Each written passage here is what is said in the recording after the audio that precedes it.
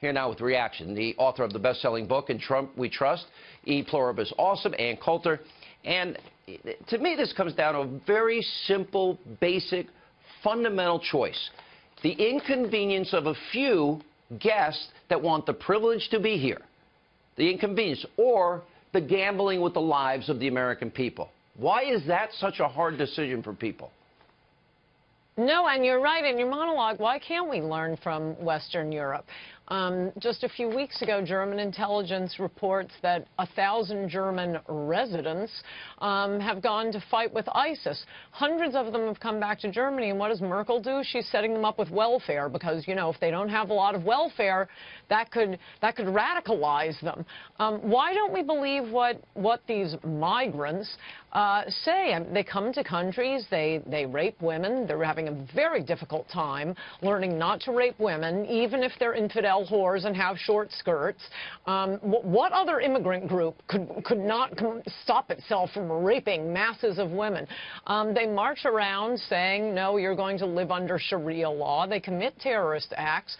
It's right in front of our eyes. And can you imagine? I mean, what Merkel has done is spreading throughout Western Europe.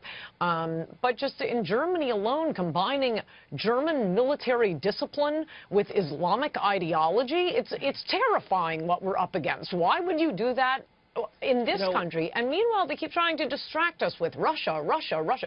Russia is probably one of our better allies in the fight against Islam. They've been dealing with these Islamic terrorists for centuries now. And you remember, they're the ones who warned America about the Tsarnaev family that blew up the Boston Marathon. But no, our government officials wouldn't listen. Let's just worry about Russia now that, how long ago did Reagan win the Cold War? It's over. It's 6 months of a conspiracy lie. I mean, it's been nonstop. Here's a really tough question.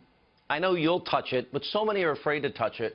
If you grow up under Sharia and you're a man and you think you have the right to tell women they can't drive, travel, they've got to dress a certain way, they can't be seen in public without a male relative, if you think you can throw gays and lesbians off of big buildings and kill them or hang them, if you persecute Christians and Jews, how do we know? How do you ever vet somebody's mind and heart? If your culture, you grew up, that's what you learned, which directly contradicts our constitutional values. How do we vet that? Is that possible even? No, you're absolutely right. In addition to the fact that there is no, Syrian FBI, they don't have a computer database, and there was testimony before the Senate last year saying there's nothing to vet. There's nothing we can look at. I also think it's worth mentioning, maybe you've shown these, and if you haven't, you should. I tweeted it out a few weeks ago, photos of women going to college in Afghanistan not that long ago. It was in the 70s, and it looks like an American college campus. They're wearing, skirts and button-down shirts and carrying their book bags. Things can turn overnight when you're bringing in these masses of people from very, very different cultures and make it a hate crime to ask them to assimilate, for the cherry on top. And they have no intent of assimilating. Plus, what are we getting out of this? It's one thing if we're bringing in nuclear scientists or engineers. I don't think we're getting a lot of those. But the vast majority of refugees are just instantly coming in, sucking up welfare that's meant for our people. Yeah. Let me ask you a political question.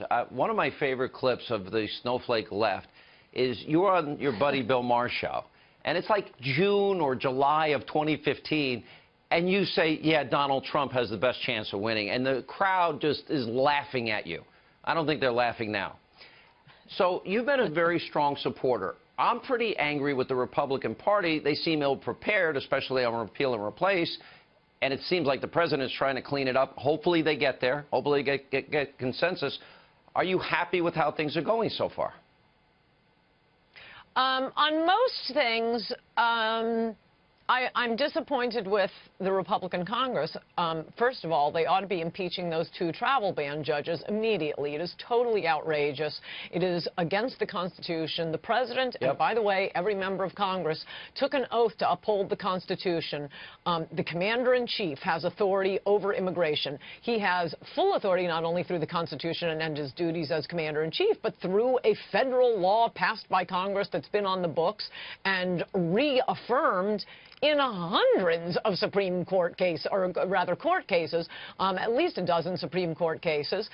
This is 100% the prerogative of the commander-in-chief. And to have a district court judge stepping in and saying, oh, no, the commander-in-chief doesn't have that duty. What else is it? Could a district court just say, oh, no, we're overruling your decision to go to war because, you know, someone in Hawaii could be affected.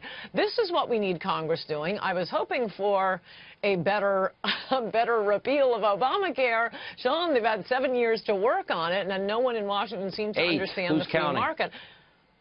Yeah, they've had 8 years. Hold, you know, I'll hold our Emperor God Trump harmless on Obamacare. That really isn't his job. He's supposed to be building the wall, deporting illegals, imposing the refugee ban. But with looking at the massive resistance a pro-American president we finally have, looking at the resistance he's getting, he could use an assist from Republicans in Congress, and other than a handful of them, he's not getting it. All right. Ann Coulter, I owe you an email, by the way, and I'll get that to you right away. Thank you, as always. Appreciate you being with us.